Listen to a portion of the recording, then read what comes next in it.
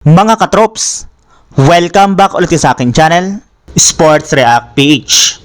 At ngayon nga ay pag-uusapan natin ang balitang si Caleb Wilson nga na pang naunguna ngayon sa karera sa pagiging Rookie of the Year. Pag-uusapan na rin nga natin dito sa ating panibagong video ang balitang pagkuha ng Lakers kay Ron Holland.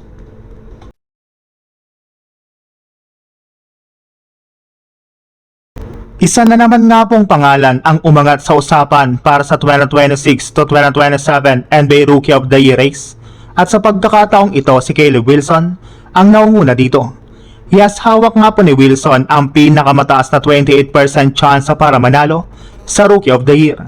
Kasunod nga po niya sina Cameron Boozer na may 21%, Darren Peterson na may 20% at AJ Dybantsa na may 19%. Samantala nasa 7% sina Darius Acuff Jr. at Yaxelan DeBoer habang may 5% naman si Michael Brown. Pero hindi rin naman nga po nakapagtataka kung bakit kasama si Wilson sa mga pangunahing kandidato.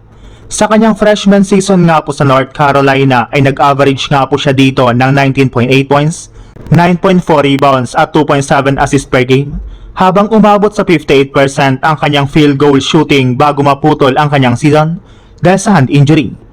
Pero syempre hindi pa tapos ang laban, since kasama nga po sa napakalakas na rookie class sina Boozer, Peterson at Dybantsa na pawang may mataas na expectation pagdating sa NBA, kaya posibleng magbago pa nga po ng malaki ang Rookie of the Year race habang nagsisimula ang season.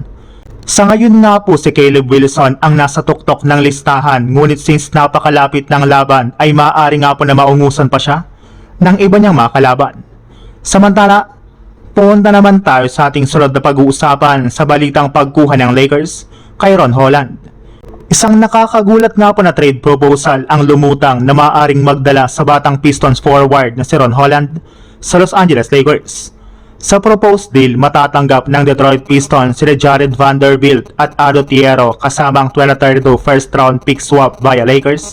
Ang dalawang future second round picks, ang 2031 at 2033 picks parehong via Los Angeles. Samantalang Lakers naman ay makukuha si Ron Holland. Para sa Lakers, malinaw ang dahilan kung bakit interesante ang ganitong trade, since si Holland nga po isang batang wing na may athleticism at defensive potential, kaya maaari siyang maging long-term piece sa paligid ni Luka. Samantala mawawala naman nga po sa Lakers sina Jared Vanderbilt at Ado Thiero na dalawang players na may defensive at athletic value. Si Holland nga po isa sa mga batang player na may upside para sa Detroit, kaya posibleng hindi sapat ang package ng Lakers para kumbinsin silang bitawan ito. May mga Pistons fans din nga po naniniwala na mas magandang bigyan muna ng panahon ang batang forward para ma-develop dito ang kanyang tunay na laro. Sa kabilang banda, kung talagang gustong mag-invest ng Lakers sa isang batang two-way wing na maaaring maging bahagi ng kanilang future, ay maaaring maging option na lang si Ron Holland.